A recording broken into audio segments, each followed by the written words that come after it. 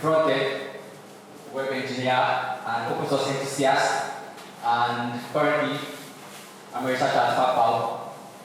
So, what is accessibility on let's say I give this talk today with a friend of mine, Richard, and Richard is on a wheelchair. He uses a wheelchair, and I would have shown him the picture of the platform at Lagos Hall. If I was to give a talk with Richard, I'm not sure Richard will be able to come up stage. Why? Because there are steps there which isn't possible for a wheelchair to move over and hit the top. But let's say there was a ramp where I can put Richard on and then we come up together and we give a talk, then that's been, the platform is being wheelchair accessible, which is awesome. But with that platform, I think Richard will be like segregated and not be able to give his talk with me. That's like layman's term of accessibility, making something accessible to people of minorities. And let's go to web accessibility. What is web accessibility? Web accessibility is making it possible for people with disabilities to use the web. People with disabilities to use the web. Like in which they can interact with the web, they can perceive, they can contribute to the web as well. And why do you want to do that? According to the UN, over 600 million people in the world live with disabilities, of which 400 million are from developing countries. And Nigeria, as a country, we have around 27 million people living with disabilities. And because they live with disabilities, we should not shut the web out of them, out for them, like they should also have equal access that we have to websites, to products, to web tools that we use. They should also be able to use those tools. And making the web accessible to these people, available to these people, is not that we just want to give them a summary or like, oh, these people can't see, let's just give them a transcript and let them read. But what we want to do is like, they should also be able to upload their pictures, upload text, make comments, go on any website, use any website, have a view of how the website is, and do everything that everybody, you and I, always do on websites and all. This is something I would like everyone of us to just look at. Would you build a bridge that only a specific type of car can use? Just think about that. When we talk about accessibility, there has been like a sort of comparison and sort of misunderstanding. There are similar things to accessibility. We have web performance, we have internationalization, and UI design. Web performance is when you make your web apps or web tools really fast and really small, so that people on slower networks can have access to it, slower devices, people using low networks can have access to it. That is web performance. But web accessibility is about people with disabilities. Yes, it's good for your app or your website to be really small, so that a lot of people can have access to it. It's good. But now the web accessibility is about disabilities, disabled people. Internationalization is about making your app or your web app or website and tools, being able to like translate them to native languages of people. Let's say you build your website or web app in English, and then someone from Russia is accessing your web app. You build internationalization into it such that it can dictate the native language of the person and immediately switch the content from English to Russian. That is internationalization, but that's not accessibility. It's something that people tend to confuse. And UI design is like making your app really intuitive, easy to use for people. That's still not accessibility. Accessibility is focusing on what? Making people with disabilities have equal access to the web. Next. Okay, and why accessibility? Why accessibility? Why do you want to learn accessibility? Yeah, it's fun. For you, it's fun. Like you really get to learn things that from the basic HTML, things that you can add to your code, and then you can make it accessible for a lot of people. Just little things that you can just add to your HTML code, and then you know that, wow, this is something awesome. It's fun. It's Omar right as well. Yeah, we are all equal. We are all equal. Not because people are living with disabilities, then we should like shut them out from accessing a couple of things. Legal issue, it's a big deal. It's a big deal, legal issue. You can be sued if your web app, if your product, yeah, you are building products, you are building regulatory products, you are building fintech products, but can people that cannot see, can they use your app? Can they use your app? It's legal issue in the US, it's in the constitution, that you can be sued, and it's something a lot of companies are working on, that they are making their websites accessible. Yeah, and also you can reach a larger audience, you can reach a large customer base, you are reaching people that are okay, you and I, but if you've built accessibility into your tool, into your web app, all these people with disabilities also can use your apps, and you can reach a wider audience and large customer base. And it also makes you a specialist. Yes, everybody is a front end, not everybody. Quite a lot of people are front end developers, but as you progress in the ladder, it's something you can specialize in, like an accessibility engineer. It has separated you from the front end engineer of the code. So it's something that you can specialize in. Next. Yeah, accessibility standards. And when we talk about accessibility, just as we have HTML spec, we have CSS spec, we have JavaScript spec, like that gives us specifications of how to go about, how to write our code, syntaxes and all. We also have web accessibility standards, web content accessibility guidelines. So it's just specifying the different conformance levels that there are in accessibility. We have the A, we have the double A, and we have the triple A conformance. And let me give an example. Let's say on your web app or your website, there's a video content, like YouTube or anything. The A, which is the lowest, is like the minimum accessibility standard that you must fulfill. Let's say, okay, you have a video content. That level A will be something like adding a transcript for people. Adding a transcript, at least people that, it's not really for people that cannot see, but people that still can see, but they can't hear what is coming out from. They can't hear the audio, but you can provide a transcript for them to just read through. That's like performance of level A. When we talk about double A, is you providing a transcript and then you making a closed caption system, just like YouTube, in which people can follow as well as they are hearing and listening. They can still read through. Some people that cannot read as well, they can still just follow the captioning. And level 3, triple performance level is just something like having the transcript, having the closed caption system, and then even having sign language down the video. So these are the 3 levels, guidelines, levels of conformance. But it is University of California advised like any web app you are building or website you are building should have double A compliance. Even if you can attain the triple A compliance, you should attain the double A compliance. Next. And we also have WebAIM, which is web accessibility in mind. And WebAIM has kind of simplified all the guidelines of WCAG, in which they provide a checklist of the things you do. You are creating, you are building this app, you are writing your code, you are using these tags, HTML tags. These are the things you should add to your tags. These are the things you should remove. Thanks. They provided a checklist, simple, and the checklist around here that everything you are building should be, your web app or everything should be robust, perceivable, operable, and understandable. Robust content must be robust enough that it can be interpreted reliably by a wide variety of user agents, including assistive technologies. Assistive technologies are technologies that help disabled people, such as talkback. How many of us know talkback? Okay. Talkback is something, okay, you know talkback. Now, talkback is something blind people use on their phones that make them operate smartphones. I have an uncle that is blind, and he uses his smartphones with the aid of talkback. So it's really nice. It's something. All these big companies, they are big on it. They build accessibility tools for people to be able to use, and that's the content, and operable, perceivable, understandable. Next, please. Okay, let's talk about different ways people use the web. There are people that they don't use the mouse. They use keyboard only.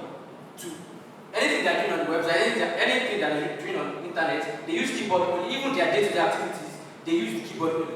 There are some people that this is mouse stick.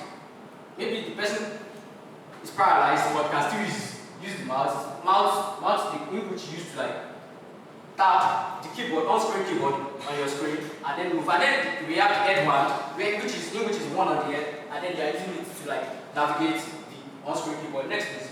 We also have single switch. Single switch is an assistive technology for on-screen keyboard, whereby you just hit it, it brings up the keyboard screen, and then it moves column by column. Assuming you want to hit A is like down, it moves like this, and then you hit it again, it goes to the next row, and then when you hit it again, it now moves column by column, and then until you hit the letter that you are going. So we have this, and then we also have screen readers.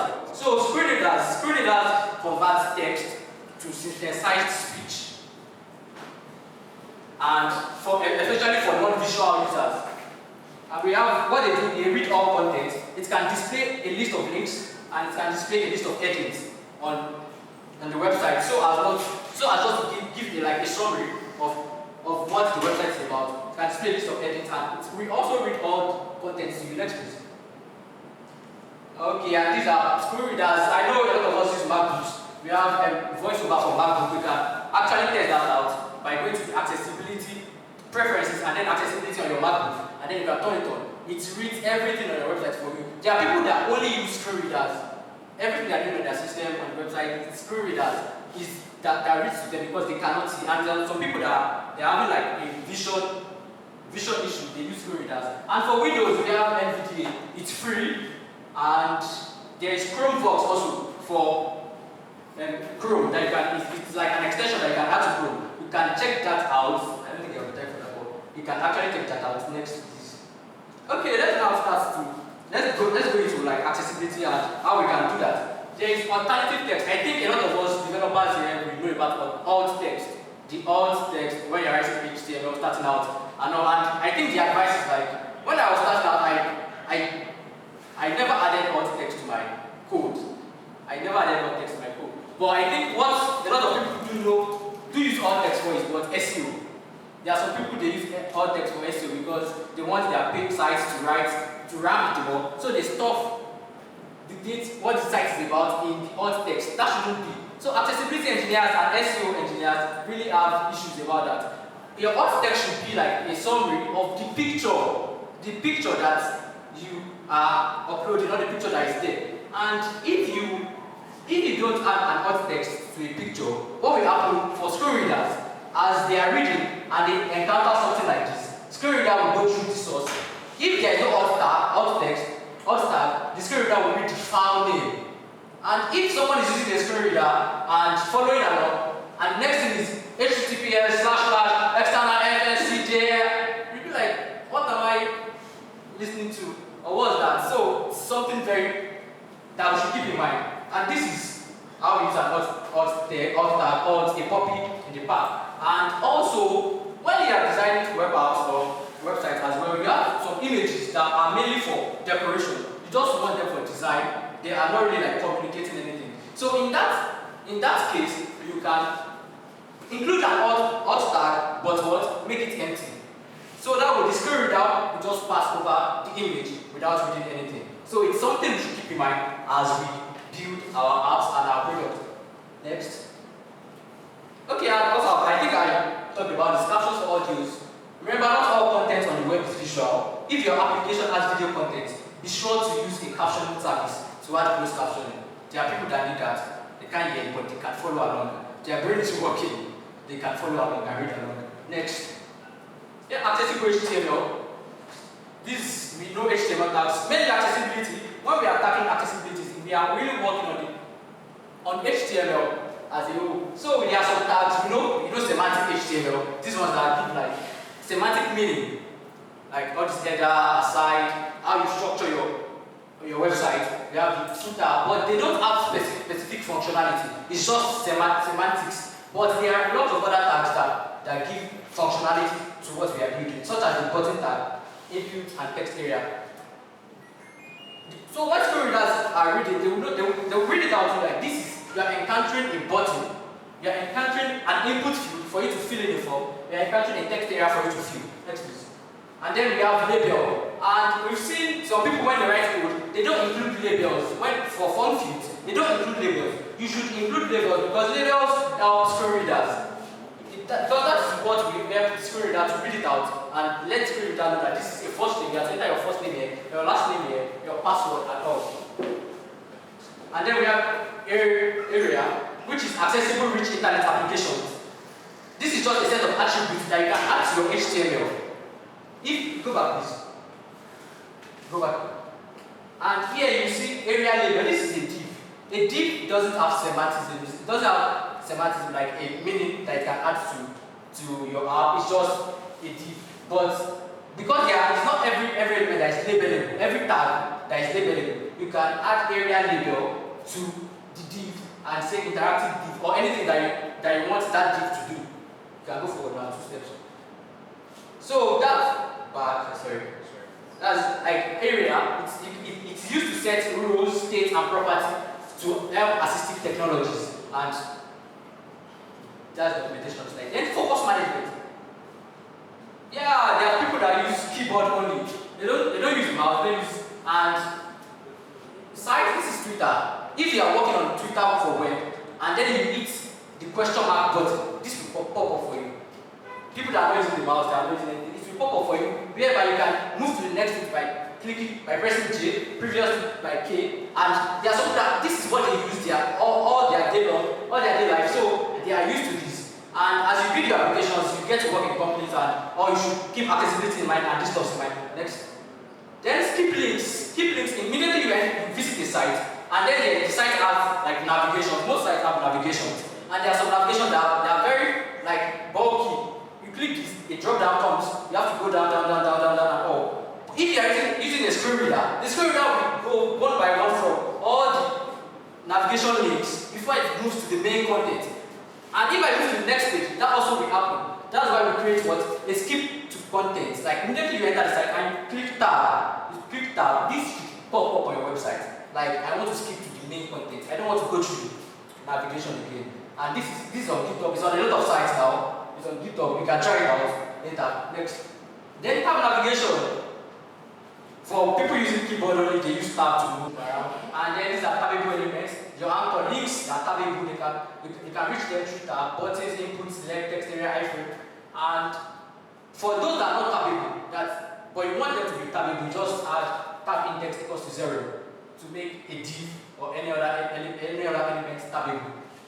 Next. Okay, next. Visual considerations for people with eyesight. WebAIM has a color contrast checker.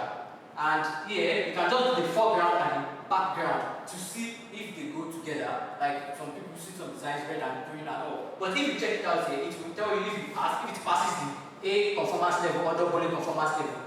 Next, you can always use that. And then Chrome Dev Tools. I'm sure any of us have used this as an accessibility color checker. Chrome Dev Tools. I've used it before to check color.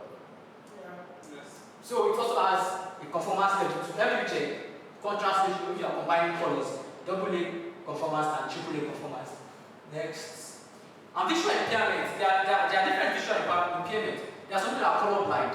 This is from someone, you built a web, this is Google's own page. This is someone having like an issue with color, and this is how the person is going to see Google's homepage.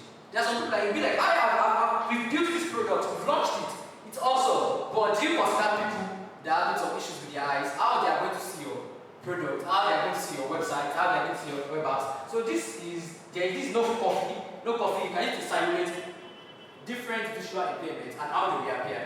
When you know this, you can know how to, your choice of color, your choice of arrangement of things and all. Also colors and forms. It's a known thing that when you are filling out forms and you encounter errors, a red ring will come out on the form field. But we shouldn't stop at that because there are some people that are colorblind. They might not be able to see that red ring. And we should try to add like logos and text to give them more. Next. Another example to web accessibility and open source. I'm almost running out. For software to be considered open source, it must not discriminate against any people, groups, or fields of endeavor. In other words, open source software must be available and accessible to all users, which includes people living with disabilities. Something I was saying, like open source software that we've been talking about, it's everybody, it's open to everyone all over the world, and it needs people to also contribute to it. And developers, while they are developing, get feedback from even people living with disabilities, so as to know how they build their product. And I'm happy. While I was reading for this talk, I was checking Google Summer of Code. I think we all know Google Summer of Code. The open source projects there, I was going through each company one by one, and I saw a lot of companies. The project that they put there was like, this time around, we want to work on our accessibility of this open source tool. So if you are good at that, come in and apply and help us improve the accessibility of our tools and all. And one thing I want you to know is, when you build your product or software with accessibility in mind, it benefits everybody. It benefits people with disabilities, it benefits the company because you reach a wider audience, it benefits even our day-to-day users as well. And there's a story of a company, a car dealer company, and this person put a call through them and was like, I can't use your website. I can't navigate on your website. And they were like, wow, what do you mean by you can't navigate on our website? And the person said, I am blind. And I was like, wow, what? Because support was like, wow, what? You know what to say it out, but you'd be like, what is a blind person doing on a car dealership website? Do you want to check the color out or do you want to check? And the person was like, I'm trying to order a car for a birthday surprise for my daughter. I was like, wow, this is something we should actually build in our product and in every area that we are working. And as open and contribute to open source, wherever you find yourself in companies or you are contributing to a particular open source project, if they don't have accessibility, like provision for accessibility, you can also like introduce that to them, and together we will build a world, a future that is open to all without discrimination. Thank you.